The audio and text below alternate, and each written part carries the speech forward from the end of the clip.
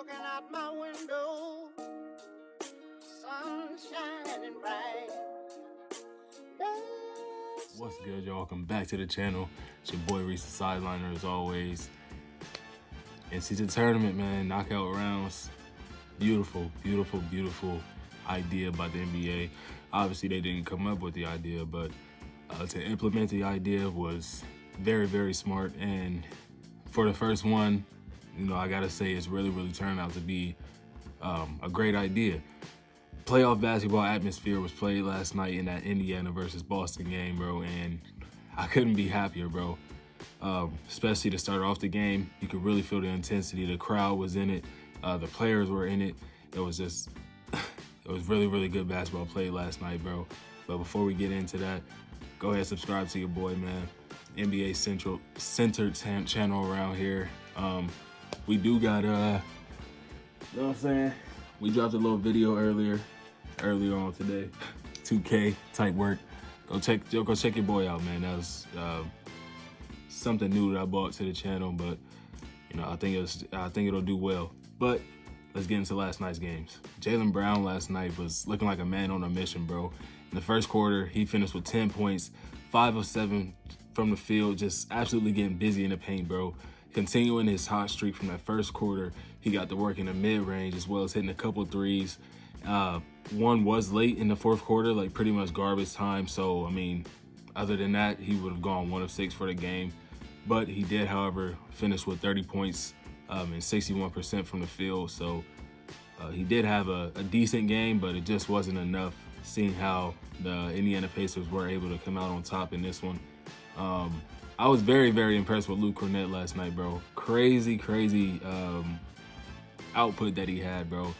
Most notably on the defensive end, bro. Hella impressive. He had a few offensive rebounds throughout the game to keep plays alive. He had 2 big-time lobs. I didn't even know bro could go up and dunk lobs, bro, but he got a couple of them, bro. He finished the game with the game-high 4 blocks, bro. Luke Kornet had 4 blocks last night, bro.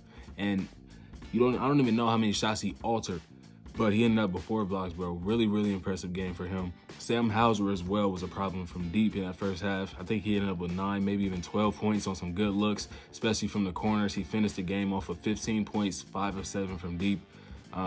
He was working the glass as well alongside Luke Kornet, bro. He finished with 6 rebounds for the game. So they got the dirty work players, bro, and they really showed they're not really dirty work players, but they really took on that role last night for the Celtics. Jrue Holiday, per usual, was playing that stern-ass defense, made it tough for whoever he was defending all night.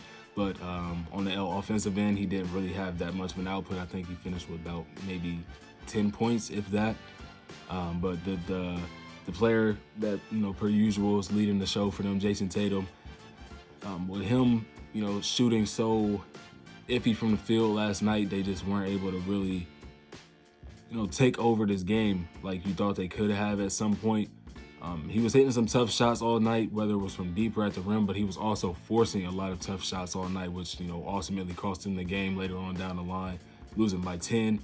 He also struggled from deep in this one, just 2 of 8, 50% from the field for the game, 13 of 26, but, you know, like I said, just not enough, you know, production throughout the game.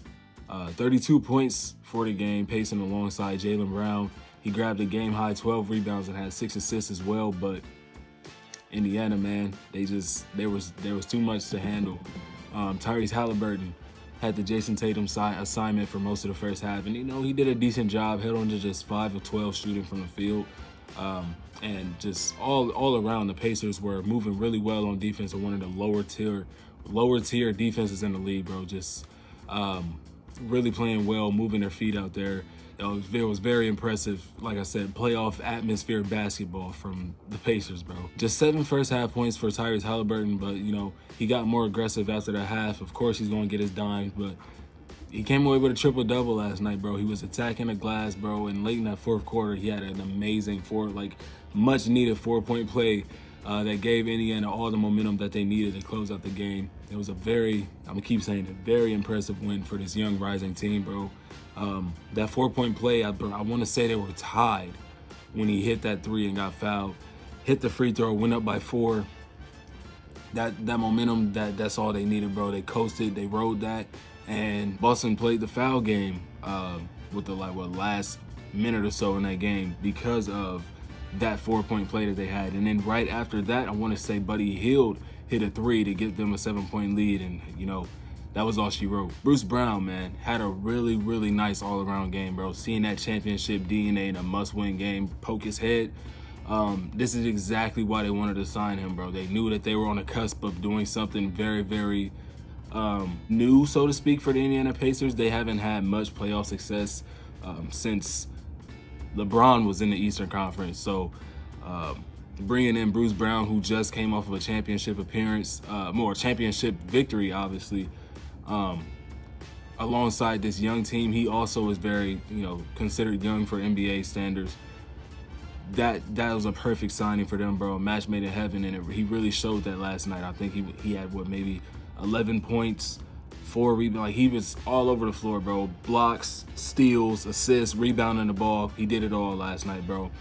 Miles Turner shot just 43% for the game, but he hit some much-needed shots to give momentum to the team. Double-double for him last night as well. 17 points, 10 rebounds for the night, and a combined 28 rebounds between him, Bruce Brown, and Tyrese. Bruce Brown ended with 8. Obviously, Turner and Brown ended with the 10, respectively, for themselves. Man, the Pacers, bro. I think they might be here, bro. I know they're teetering 500, but when it comes time to win basketball games, bro, like when it comes playoff time, I think this is a team that can be very, very dangerous, bro, and that can upset that could upset somebody in that first round, depending on where they rank in the seedings come playoff time. I think the most impressive part about this game, outside of the fourth quarter push to close out the game, was the 17-3 run that they went on late in the third quarter. Without Tyrese Halliburton, they had outscored Boston 37-23 for the quarter, and they went into the fourth up by 7. Buddy Hield, like I mentioned earlier, he hit that much-needed 3 to put them up by 7. Was torching, bro. 4 of 6 from downtown, 7 of 11 for the game. Finished with 21 points, and he played some very, very surprisingly decent defense throughout the game. Came away with a couple steals, one obviously in the last 5 seconds, and he funny, bro. He did not have to shoot that 3 before the time expired, but he did, and that's why they won by 10, not 7. But just, a really, really good game from Buddy Hield. Aaron Nesmith as well off the bench. He's a fan favorite for many, many reasons, bro. He's a guy off your bench that can get hot, give you 10, 12, 15, 20 points on a random night. He can also sit in the chair and defend solidly, and he'll draw a couple charges when the opportunity presents itself. He did all of that last night to a very, very high degree. And with the game tied, like I said, 103, 2.5 minutes left to play. It was going back and forth. It was a real life playoff basketball atmosphere feeling to that game, bro. And this is a gold mine, bro. This is going to be a gold mine for years to come, bro, especially since we're just now finding out that there's an in-season tournament, like all team. There's 5 players selected from the NBA tournament, the in-season tournament, that, get recognition as, like, I don't know how to really explain it, man, but there's more to be put on someone's, all-time whatever, like a LeBron James. If he wins, or even if he's like a top 5 player throughout this tournament, that's something else to add to his list of things that Michael Jordan don't have. And I was wrong about who would win that game. I said Boston would win, mostly because of the defense. I gave them the benefit of the doubt in that regard, but it ended up being Indiana, obviously. Moving on to the second game of the night out west, we had Sacramento taking on the New Orleans Pelicans, and it was a decent game, bro. It was a decent game. For the most part, New Orleans, held the lead for the, like I said, majority of the game. But the Sacramento Kings, they didn't, they're not a team that just rolls over and, gives up a lot of games. But for them to not be able to really maintain a lead or really have a lead in this one, it was kind of surprising. I did predict something of that nature, though, based off their past. That's the third time this season playing each other. The first 2 matchups weren't good, so you could have kind of predicted how this would have turned out, but they did start the game off really, really good, bro. 13-4 run. They scored 18 points in under 4 minutes in that first quarter. Keegan Murray, 9 points, 3 of 3 in that first 3 minutes, was torching, bro. Malik Monk He was on a heater of his own in that first quarter. He scored 8 straight points to bump the lead up to 15 at one point. And then for the game, he finished 5 of 9 from deep and 21 points on 50% shooting. He's looking really, really solid off the bench. Playmaking, he had 5 dimes last night. I want to say he averages around 4 to 5 assists per game. So a really nice wrinkle that he has added to his game, especially coming off of the bench. You want to have, I mean, he's still a very young dude, but I don't know if he's 25 or not. That's something I'll have to look up, but he's young and he has room to grow and improve his game for years to come. De'Aaron Fox, man, he was forcing a lot of bad shots, pretty much all night. He took 7 threes last night and he hit 1. He's not really known to be a three-point shooter, so for him to have such high volume of three-point shooting, especially in a must-win game like that, it's not smart basketball in my opinion. He missed 15 of his 25 shot attempts for the game, but he somehow still ended up with 30 points.